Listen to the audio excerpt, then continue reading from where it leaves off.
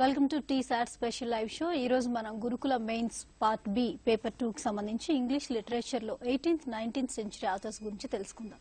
మరి వీటి గురించి మనకు ఇన్ఫర్మేషన్ ఇవ్వడానికి మనతో ఉన్నారు అంబటి శ్రీనివాస్ గారు, సబ్జెక్ట్ ఎక్స్పర్ట్. పరిచయం చేసుకుని క్వశ్చన్స్ లోకి వెళ్దాం. నమస్తే అండి. సో ఈ రోజు మనం 18th 19th సెంచరీ ఆథర్స్ గురించి తెలుసుకోబోతున్నాం. అయితే ఇంగ్లీష్ లిటరేచర్ లో 18th సెంచరీ యొక్క ప్రాముఖ్యత ఏంటి? First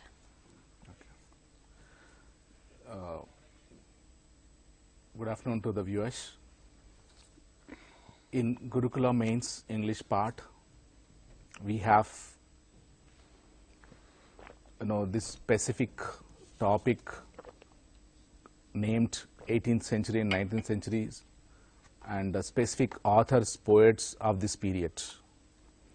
So today we'll just discuss about few poets, authors and essays who belong to 18th century and their contribution, because according to the syllabus we must know the background of these authors, poets and their contribution to the literature, English literature, and their works, their specialization. If we can go to the topic now. The topic is study of English literature from 1798 to 1900 with special reference to the Romantic revival. So they have selected some authors and poets who brought some name to the Romantic revival, Romantic poetry, Romantic writing, which was different from the traditional writing. So among the prominent poets and authors of this period, we have in our syllabus William Wordsworth, S.T. Coleridge and John Keats, P.B. Shelley and Lord Byron, Charles Lamb, William Hazlitt. Today we'll spend some time on discussing their contribution to the English literature and their works. And we also have in the other part, Victorian era, where we would be discussing later about Robert Browning, Matthew Arnold, Thomas Carlyle, John Ruskin, Charles Dickens, Alfred Tennyson and George Eliot. If we can throw light on the contribution of William Wordsworth, let us take few points about William Wordsworth. I repeat, according to the syllabus, every participant, every candidate who is taking the exam, mains exam, has to get some idea about every poet of this period, author, essays. So we'll try our level best to focus on their background. William Wordsworth was concerned with two things majorly. One is nature and man, and we should keep this point in mind. So major subjects for Wordsworth were nature as well as man. And Wordsworth, Coleridge, Keats, Shelley, Byron were all poets of nature. All these poets wrote majorly on nature. And Wordsworth and Shelley intellectualized nature. They added some additional attributes to nature. They simply did not write about nature, but they added some special aspects to the nature. They gave more prominence to nature through their writings. And they are not merely poets of nature. We cannot simply call Wordsworth and other group of poets as simply poets of nature, but they are prophets of nature. I repeat, they are considered as prophets of nature. That means they gave a lot of prominence, significance, importance and value to nature. They consider nature more than anything in the world. So this is another important aspect about Wordsworth. And they are concerned to explain than to depict. They simply did not project nature through their writings, but they tried to explain, go deeper into the subject as far as nature is concerned. they exulted at nature's inner significance, not simply the external, beauty of nature, external features of nature, but the inner significance was given more prominence through their writings, even especially William Wordsworth. Lord Byron and Keats delights with joy in landscape, waterscape, and cloudscape. So if you can look at the writings of these poets, young poets, we find that they extracted joy in the nature's landscape and the sea and cloud. These were the major topics in their poems. So we need to keep these points in mind, because if at all there is a question about their background contribution to the English literature, I think these topics would be definitely discussed in objective manner. So what were the subjects for these poets? Kind of a question. So landscape in nature, and waterscape and cloudscape. And Wordsworth proclaims peace and order to be at the heart of things. So the major aspect of Wordsworth's literature, poetry or work is to get the peace, especially to the reader. That's the reason all the readers who read their poems, they find solace. And Shelley, whereas P.B. Shelley proclaimed love as his subject, and Wordsworth was concentrative as far as his works are concerned. Concentrative means, focus on a particular, aspect that brings us the peace to the heart. Whereas P.B. Shelley finds expression in cry, pain, joy. There is some kind of variation in P.B. Shelley's expressions through poetry, whereas Wordsworth's poetry focused on, peace, solace. The forms Wordsworth adopts are the narrative, the lyrical. Narrative in a way means, it will narrate a story, tell something, it will convey something. And lyrical, song-based. And elegiac, elegy we discussed earlier in the episodes. Some elegy talks about some kind of a loss or a pain. And also sonnet form, and also the ballad form, and in each medium he achieved distinction. Whatever is the medium of his writing, whether narrative, lyrical, elegiac, sonnet or ballad, Wordsworth achieved great distinction.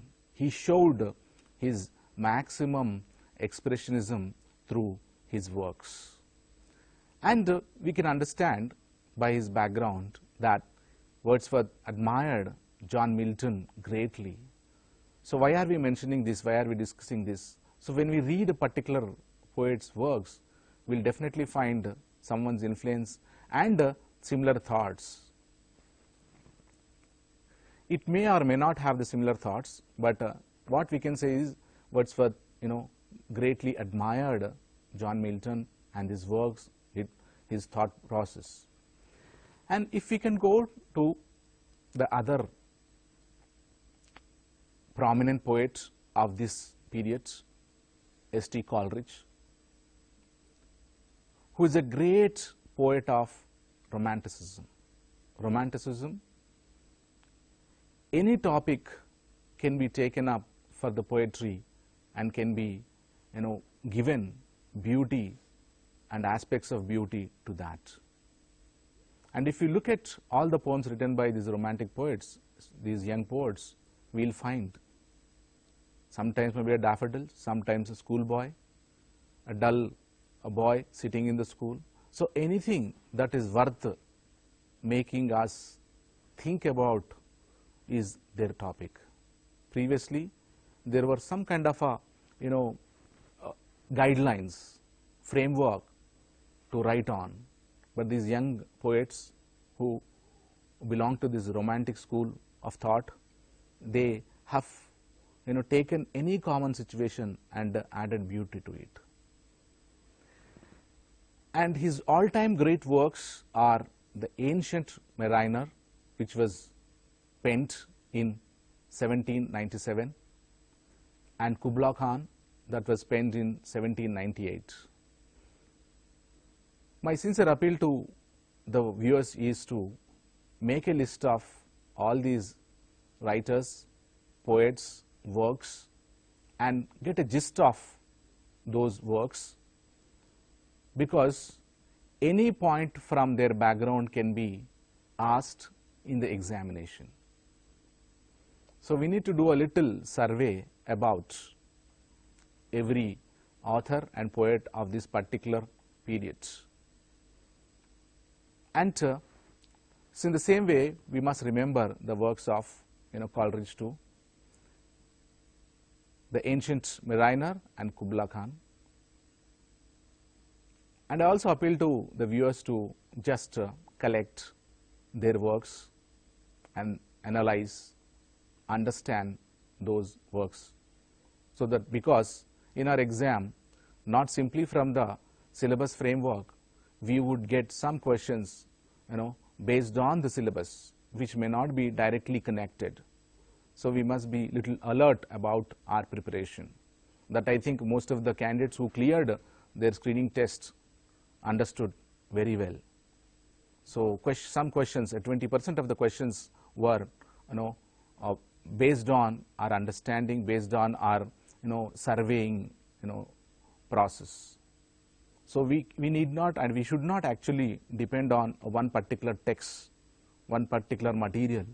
So we need to, do little more work to be able to write the examination, as well as to get through in flying colors in the examination. And so another important point here is, it might be little difficult for us to remember the works of all these poets, authors, and writers, and also essays. If you try to remember the titles, yes, it is difficult. But if you know the story behind it, or if you know the gist of those works, you need not know the complete story of those works, but at least a gist. What is the background of this Ancient Mariner and Kubla Khan? What is his title, and what that particular poet discussed in that poem, and why that poet discussed this? And if you can just work on little extra, I think it will not be difficult for us to remember the titles of their works, because our viewers may get this doubt: how do we remember all these names? Yeah. Same goes like history. There are so many people in history, so many kings. How do we remember? Yes, same technique. Very few people, I think 1% people can only remember all the names, whereas 99% people, they do not have such sharp memory. They do not have such elephantine memory. So the best thing is to get the gist of those works. For that, definitely we need to work little extra. We need to read little more, because we will not find this material in one text. There's another disadvantage rather, but if we can just spend some time, quality time, we can definitely find material, because now, countdown has just started. So without any negativity, we must just get some extra information. And another very important about Coleridge is every phase of landscape, seascape, and cloudscape is touched upon. That means Coleridge wrote on almost all the subjects, whether it is related to land or sea or sky. He touched on all the three major, elements of this universe, and he wrote. So we need to just understand this and keep it in mind. Then we have another very prominent poet of this particular period, and a very famous, popular poet, John Keats.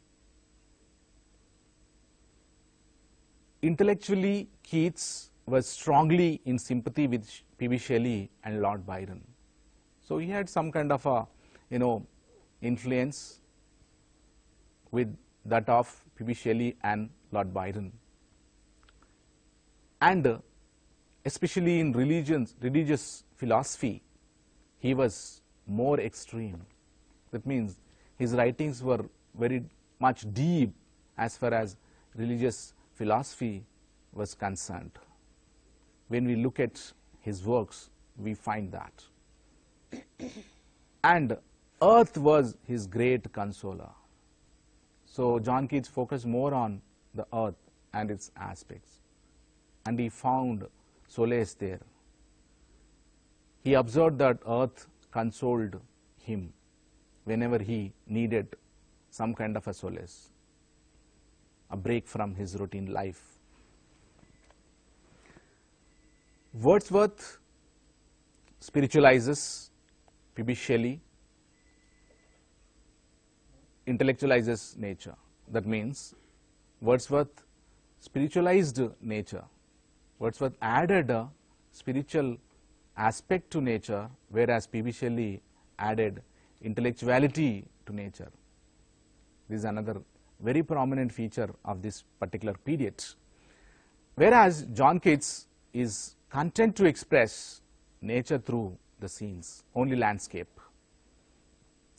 was given prominence in Keats' works, like the color, the scent, the touch, the pulling music were the important features in John Keats' works. So these 3 points differentiate these 3 great poets. These are the things that stir him to his death. There is not a mood of earth he does not love. So Wordsworth wrote on all the aspects of this earthly life. He did not leave anything about earth and its, special qualities. Not a season that will not cheer and inspire him. That means Wordsworth wrote about every season, and Keats too wrote on every season. If you can look at the poems, if you can collect the poems, every season was his major subject, and that made him cheerful, that inspired him to write more and more about it. Then Keats owed much to his friend Leigh Hunt for wise and generous encouragement and direction. So when we look at his background, we find that there is a greater influence of his friend. One of his close friends, bosom friends, is Leigh Hunt. Why he, gave credit to his friend? Because he got lots of wisdom from that friend Hunt, and lots of encouragement from that friend Hunt, and also some direction in life to go ahead. In one of his happy phrases, John Keats says, I quote, "Poetry should please by a fine excess," I unquote. I repeat, poetry should please by a fine excess. So it should, be excellent. The poetry must be excellent, and it should go in depth of the topic. That should be the quality of poetry. That was the observation of John Keats. His popular work, which was in ode form, is La Belle Dame Sans Merci. This poem was, discussed at school level and intermediate level and at master's level too. So in our previous episodes we discussed in literary forms, especially in poetry, ode, ballad and all. So now whatever we discussed in the previous episodes will now help us to understand these topics now. So La Belle Dame Sans Merci was in an ode format. If at all there is a question, what kind of a form this particular poem by John Keats is in? It's in ode form. So as we have been saying, every point, every concept is a potential question, directly or indirectly, or a combination of it. Then his other odes that were penned by Keats were Ode to Psyche, Ode to Nightingale, Ode to a Grecian Urn, Ode on Melancholy, and Ode to Autumn. Here I appeal to the viewers to get the gist of these works too. Otherwise it would be difficult for us to remember, because so many authors, so many poets, so many essays, so many writers, and there are so many works, we cannot remember. So better get the gist of all this so that you can easily remember, who actually wrote that. So I hope the viewers would get some gist. Maybe in the next episodes we'll just discuss if time permits. Then in Ode to Autumn, every line carries its noble fright of beauty. Ode to Autumn. Ode, we discussed earlier, we say something in praising someone, right? So here he was praising autumn and its beauty. I think in some of the schools we observe that students write Ode to Teacher on Teachers' Day, which falls on 5th of September every year. In some schools we observed some students, they wrote. So not only these school kids read, understand the poetry, but they are in a way are writing in that particular style too. Yeah. We should really appreciate such students. And another point, the credit goes to those teachers who taught them poetry. Yeah. We should not forget that point there. They were inspired by those teachers, yes, and also by those poets, so they started writing on the present situations. That should be the actually, the purpose of teaching. Yeah. We should not learn something just for the sake of learning. We must try to apply that in our life. Otherwise, we may not forget. They say education, the real education is something that you remember after forgetting what you had, by heart. So if a student can apply whatever he learned, then that is the real teaching. I hope that real teaching, continues to play important role in schools. And then if we can come back to our topic now, the first stanza in Ode to Autumn is a symphony of color. Please observe this very carefully. And the second stanza, a symphony of movement, and the other, a symphony of sound. So every stanza has a well-knit, well-designed work of Keats. Color, movement, sound, and everything. Then next, after John Keats, we would just discuss another very prominent poet of this particular period, who belonged to the 18th century, P.B. Shelley, in short and popularly called as Percy Bysshe Shelley. He exhaled verse as a flower exhales fragrance. What a wonderful explanation about P.B. Shelley. The way a flower, exhales, fragrance, he exhaled verse, poetry. He enjoyed poetry so naturally.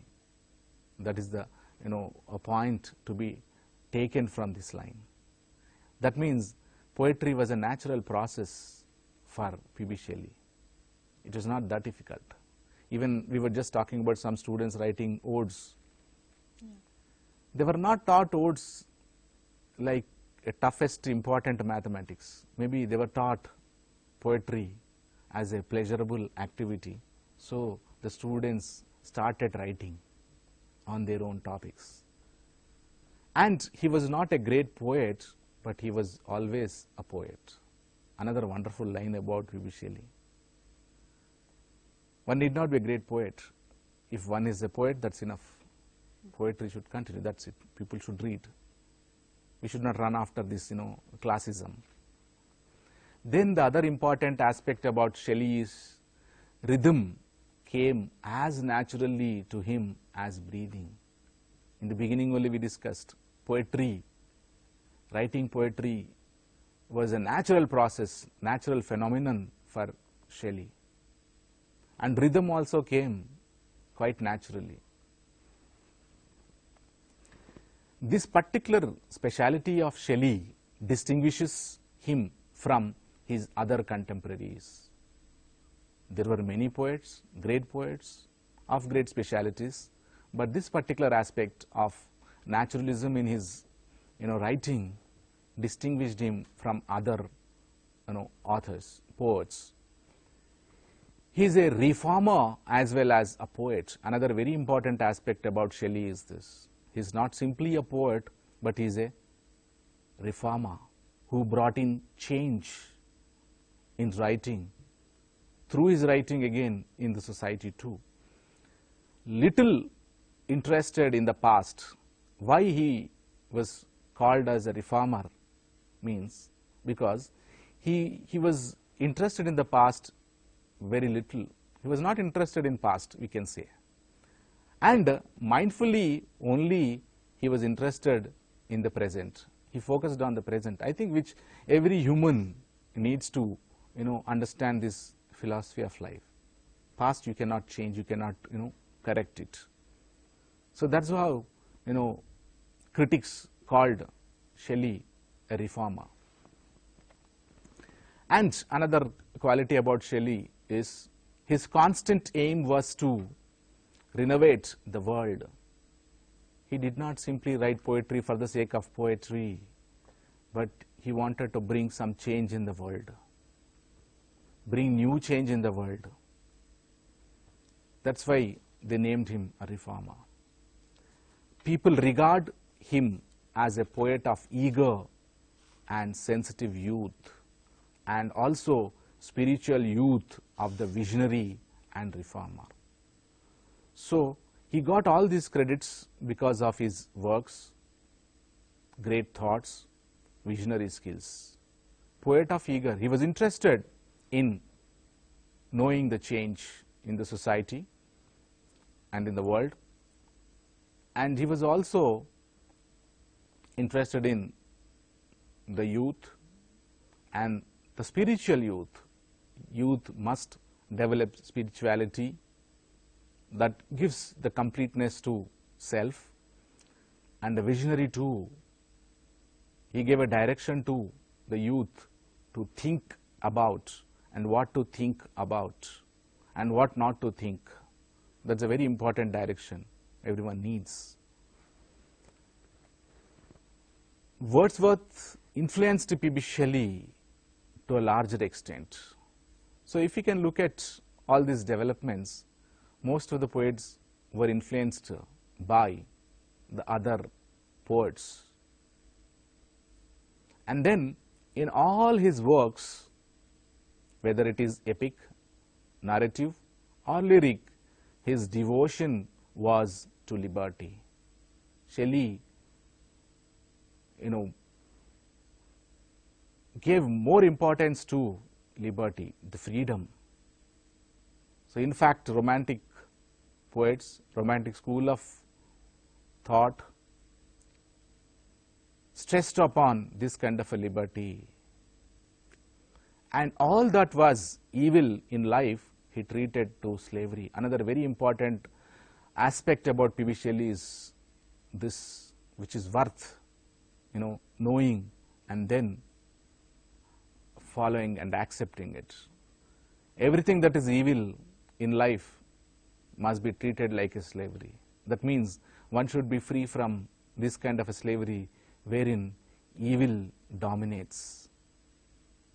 That's how we can now understand why critics called him a reformer. Natural development for him was the only development. Another wonderful point about Shelley is this: any development must take place naturally, not under pressure. So he said natural development is the only development worth mentioning. Everything must happen naturally. Pressure. He believed that men would never be men, never give what was best in them until they could give it freely. I repeat, he believed that men would never be men, never give what was best in them until they could give it freely. Everything must happen freely without any pressure, with full of freedom and liberty. Then the best comes out. We can also simplify that the best in someone comes out not under pressure but under pleasure of freedom. So we can say Shelley focused on this kind of a freedom and liberty for every individual. That's how he became a hero of the world. And another line he said is, master yourself. External freedom will enable you to realize your utmost capabilities. He also focused on mastering self, not to be a mediocre. Excel in your field was the very important point Shelley, conveyed through his poetry. And some works of Shelley are The Cloud, which is about a cloudscape, and The Ode to the West Wind, very popular. If we can recollect and concentrate, we would definitely get these poems to our mind. We can visualize that if we can just recollect. And The Skylark, which was penned in 1820, is the finest work of P.B. Shelley. And I appeal to the viewers once again here that when we are reading about the poets of a particular period, authors of a particular period, get the gist of their works so that we easily remember that, as well as we can write wonderfully in the examination too, and we can teach wonderfully in the classroom, which would rather make a wonderful students, and we would be presenting wonderful students to this society. And then liberty for the downtrodden, and hope for the oppressed, peace for the storm-tossed were the things that fire his songs. Whatever Shelley wrote were on these things. Downtrodden, very much suppressed people must get freedom, and oppressed people should have some hope, and then disturbed minds should get peace. But these were the important themes of his poems. So in a way we can say that his poetry is a universal poetry. We cannot simply correlate this to the English world, but the whole world rather. Then the next prominent contributor to this 18th century is Lord Byron, who is one of the greatest figures in English literature. Then we must get some information about Lord Byron too. Here through our episodes we would be focusing on very important aspects, but we cannot discuss every aspect of these great contributors to this English literature, I appeal to the viewers to do some extra work to get some extra information, detailed information about these authors, poets, essays. There is no other poet in the Romantic revival who touched upon Europe so unmistakably as Byron. He had written on almost all the maximum subjects wherein no other poet did that. Lord Byron possessed a breadth and vigor of imagination. He was appreciated, well appreciated for his powerful imagination. His imagination was so powerful. Beyond any contemporary, no other poet of his time had that kind of a powerful imagination as Lord Byron had. There is a very live sense of wonder and delight in energizing glories of nature. Nature was given great significance through his works for the delight of the readers of poetry.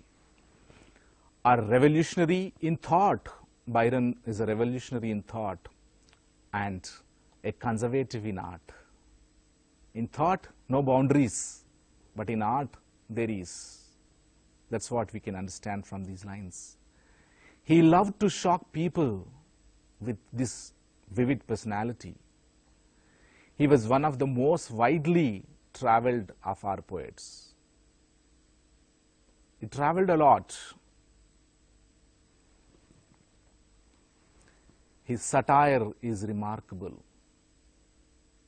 His satirical works had greater significance. As an artist, one can compare him with Keats for his vivid impressionism. He was never a poet of romanticism in the sense that Shelley and Coleridge were. He is deeply touched by its, romanticism, influence at once, but is far away at the next. He appeared to be greatly influenced by romanticism. Again, in the next instance, we find that there is no influence at all, or he is away from that concept. With Keats, it was the past. Keats focused on past. Shelley focused on future, whereas Lord Byron focused on present that really interested him. So I think every human will be interested in working on the present, though man is worried about past and tensed about future. So this is what we can draw from his contribution to the English literature, and which made him a popular poet of that period. On the whole, Byron was more interesting as a man and as a personality than a writer, because of his complex nature and of his picturesque setting in the social conditions of his time. So this is a complex personality of Lord Byron. As a man, he was more interesting, and he was an interesting personality as well than a writer. When it comes to writing, he is different.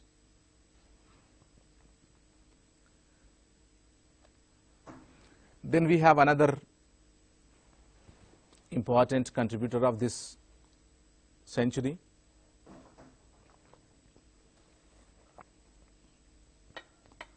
Charles Lamb. Charles Lamb experimented both in prose as well as in verse. That's his speciality. Maybe we should just keep it in mind. Who is the one poet who experimented both in prose as well as verse? is none other than Charles Lamb. And he was also good at sonnet making. Look at the expressionism. He made sonnet rather than writing. And he was also good at playwriting. So we can say in one word, he's a multifaceted personality who had given his best in almost all kinds of genres of literature. Beginning as a writer before Romantic Revival, he found himself in the last phase, whereas Wordsworth and S.T. Coleridge had done their best work. Before he started writing, Wordsworth and Coleridge already contributed a lot. So he himself said that I am in the last phase of this particular writing. And Keats and Shelley were the great stars those days. They had their own name those days. His work named Tales from Shakespeare. He was greatly influenced by Shakespeare too. So here I appeal to the viewers to get some gist of this work too, Tales from Shakespeare. Lamb is a good critic. Coleridge did not lecture on Shakespearean drama, and Lamb is regarded as a pioneer of new criticism. This is another important aspect of Lamb. He started the concept, he initiated the concept like new criticism. Humor with him is never far from tragedy. That means he took humor as well as tragedy as his subjects. He did not alienate, separate these topics in his works. He gave equal importance to humor as well as tragedy, we can say, in a way. Through his tears, you may see the rainbow in the sky. Though it's a painful representation, you will find the beauty of life in that pain too. That's how this, painful poetry, painful writing also, developed interest in the reader. They found some kind of beauty there. Credit goes to such great poets of the history. Another work by him is Essays of Elia. One more appeal to the viewers is to get some gist of these works, so that you understand what that particular work is and you can easily remember the names as well as names of the poem or poets. So Essays of Elia had autobiographical fragments. All these essays were like autobiographies, pieces of autobiographies. And there is no touch of vulgarity in his intimacies. Though his writings were full of intimacy, but we do not find any kind of a vulgarity, objectionability in his works. That's another great aspect of his writings. Another important aspect is he did not miss even the essentials, the important elements, important aspects. He never neglected the important aspects. We can say that his works are really well designed, well thought, well penned. Then we have William Hazlitt. To end this episode, I think we spend some time on Hazlitt's contribution to the literature, and then we end today's session. His personality was also complex, like Lamb. He had felt the glamour of city as well as the glamour of the country. Mostly one would be fascinated with only one particular kind of a theme, whereas Hazlitt, gave beauty to the countryside as well as the city life.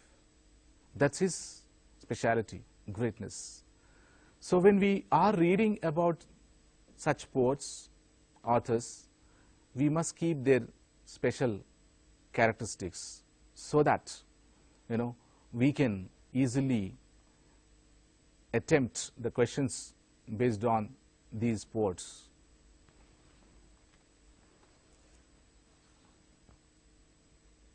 William Hazlitt said on his vagabond spirit, I quote, "One of the pleasantest things is going on a journey, but I like to go by myself," he said, I unquote.